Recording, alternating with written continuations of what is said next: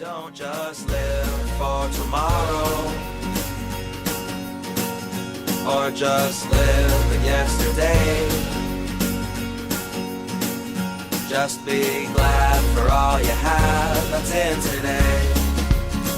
And though you've come through many obstacles. Hey everyone, Connie here, and welcome to my blind reaction to episode 1 of Fire Force.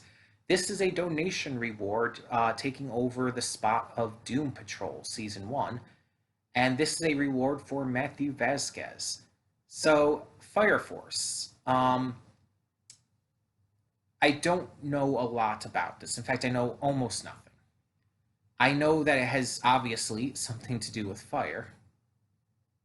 I believe it has something to do with specifically firefighters or something. And in that regard, it almost kind of makes me think of Promare. But I don't know exactly anything like specific in regards to that. And I know that there is a character named Maki who is this really hot buff girl. And I do know that this series supposedly has a lot of fan service in it. That's pretty much it. I've seen some of the character designs, but that doesn't tell me too much about the characters or anything.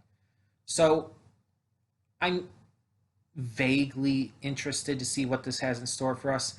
This was never a series that I was super invested in checking out.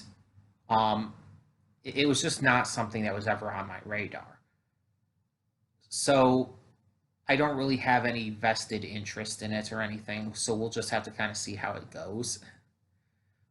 As for the fan service part of it, I've made it clear in the past that I'm not a fan of just fan service for the sake of fan service, like when it doesn't have an actual point.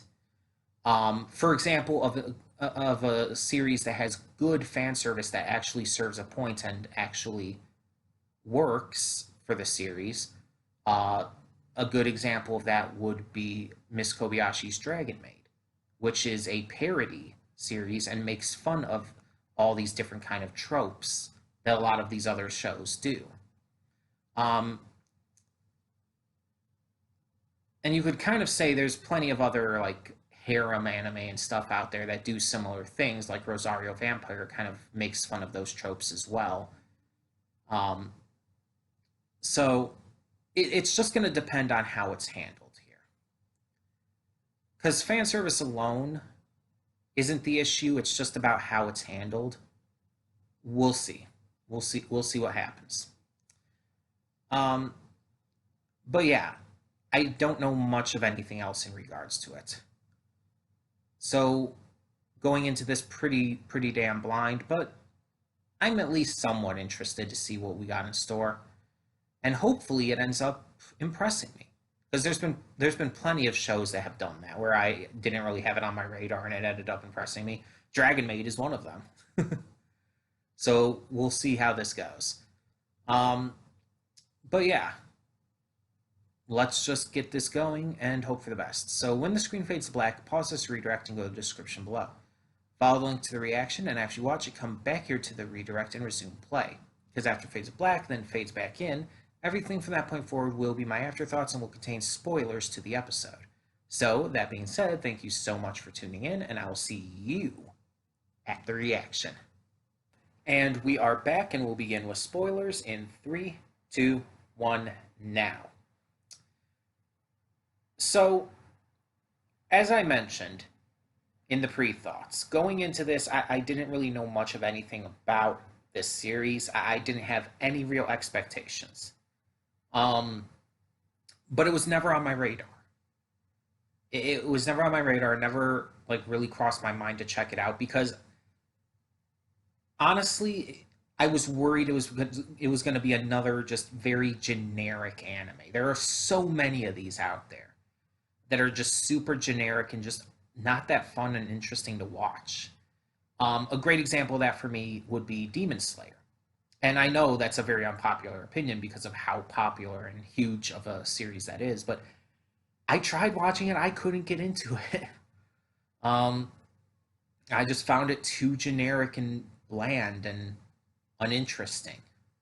Not to mention having some logical leaps that for the world it was trying to set up just did not work for me.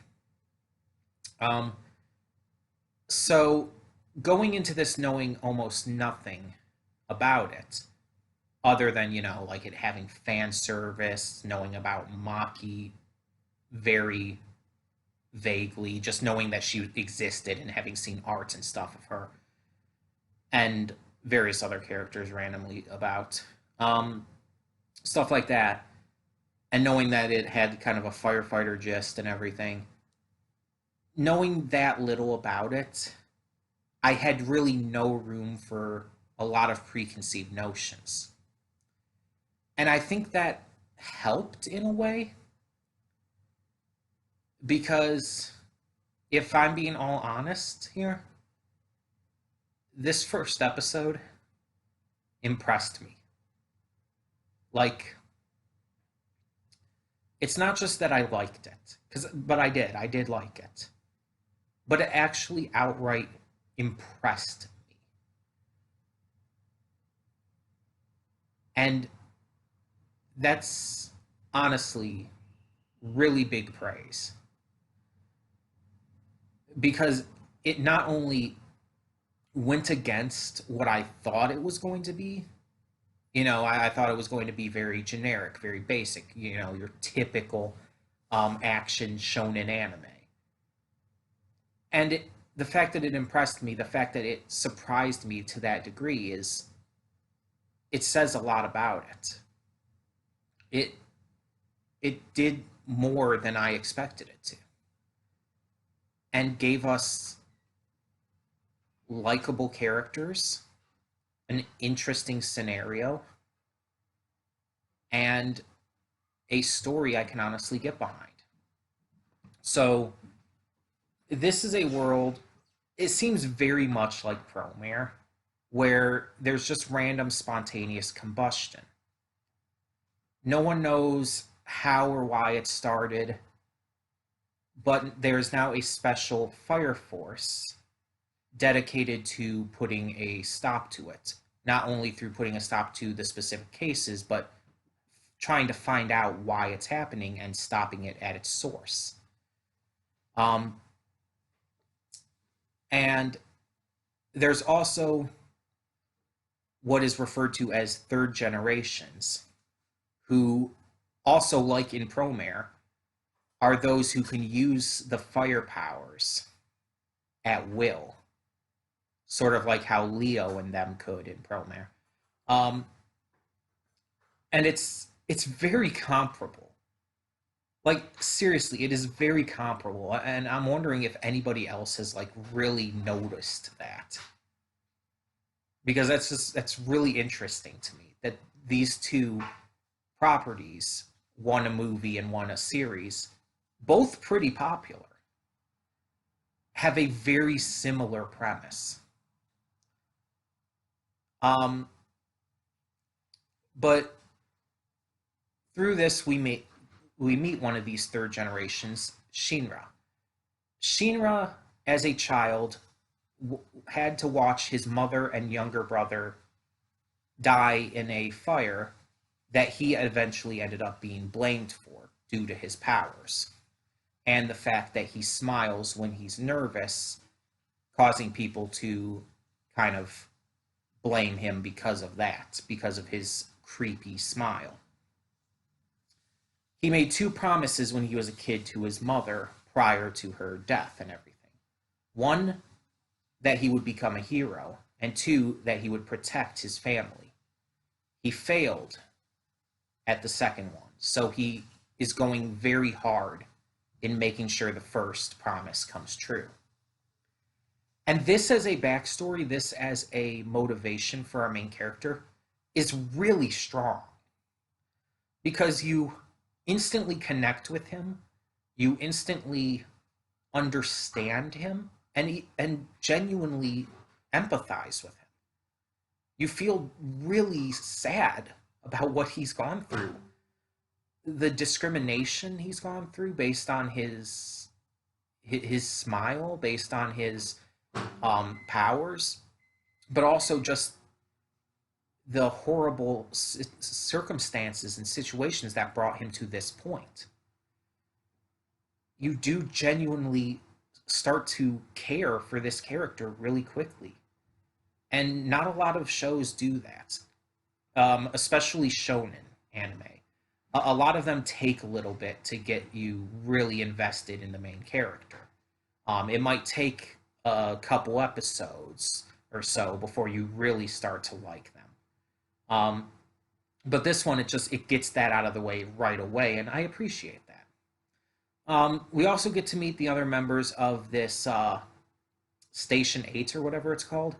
I'll get the names and titles and everything down a little easier as we go along, but we get to meet the other members here. We have the leader, Obi, the captain or whatever the title is specifically.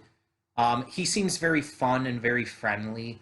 And he's very supportive of Shinra. He's a bit of a jokester, but not to a point where he is like too goofy.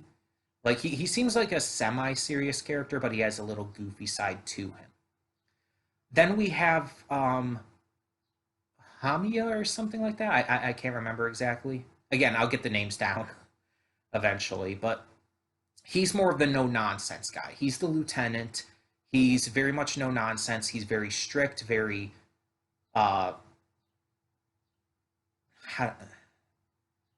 he's just very much by the numbers, by the books.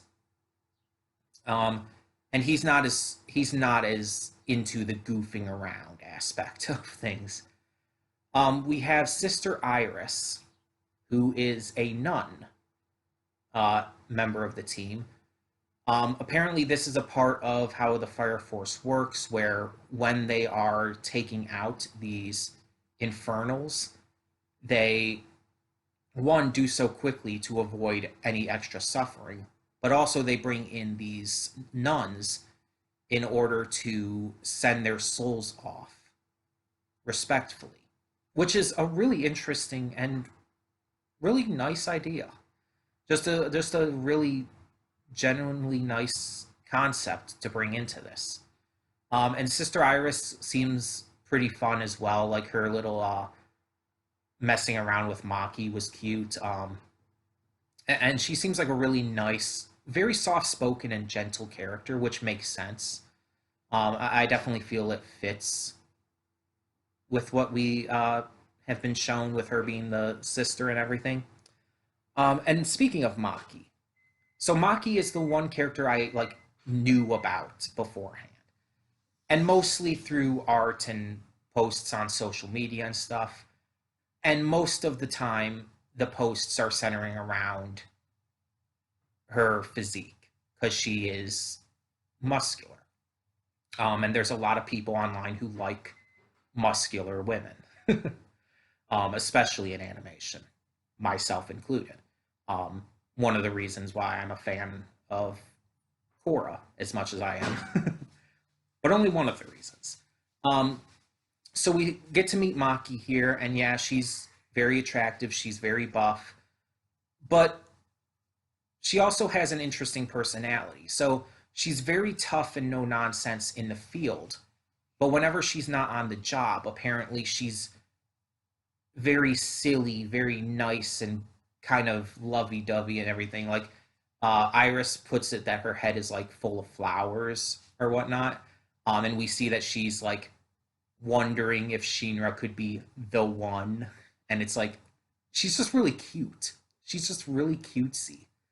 And it's like that's not at all what I expected based on her character design. I thought she was going to be one of those characters who was kind of like very intense but nice and everything. Not necessarily on the level of like Revi from Black Lagoon or anything, but more so like very no nonsense, very strong, like very cool and everything. But no, she has a very kindly, fun personality that I didn't expect, and I kind of like that. I think it's really cute and really fun. But we get to see them in action as well, both in the opening scene and later on in the closing one. taking on these infernals. And it's really interesting to see them use different tools and powers and whatnot to do so. The animation is really well done. Like it looks really fluid. It's really well animated. The lighting on their outfits, the blue lighting, is really well handled. So I really like that. The soundtrack is good. The voice acting for the dub is pretty good. Um, I don't know how it is for the original Japanese, but maybe I'll check that out on my own time as well. Check just to compare. But we will be continuing with the dub. It's just something I've decided to do with this series. Um, I just wanted to do a anime dub for this. No other reason. Um, but yeah, there's other characters that again I've seen visually on like social media and stuff that I am interested to see what they're like when they appear. One very specifically, I wouldn't even know how to describe how she looks. I think you could say her hair is kind of purple like though. Kind of like a light purple maybe. I don't know. It's been a little bit since I've seen the images, but you might know who I'm talking about, but no spoilers either way. We'll get to that when we get to that in the series. But yeah, like I said, this first episode impressed me. It went against the few preconceived notions I did have, and it really surprised me with how actually good of a first episode it was. I am honestly interested. It definitely caught my attention and made me want to see more. So, for the time being, at least, we are definitely continuing this. um, I'm definitely excited to see what more we get of these characters, of these scenarios, because it seems like a very basic idea. So, I'm wondering how they're going to improve on it. And the opening does show like this giant one, so I'm wondering how that's going to come about if that does actually happen in the series. Um, this giant infernal. So we'll have to see if and when that actually happens. But we did get a little hint at what could be like a big bad with the fact that Shinra, in the fire that killed his mother and brother, he saw someone else. And so I'm wondering who or what that could be, and could it be like the cause of everything? So we'll just have to see. As we continue along, because that's kind of what my guess is at the moment, but who knows? So for the meantime, tell me in the comments below what you thought of this first episode of Fire Force, and thank you so much for tuning in. For now, I'm Connie, and I'm signing off. See y'all next time.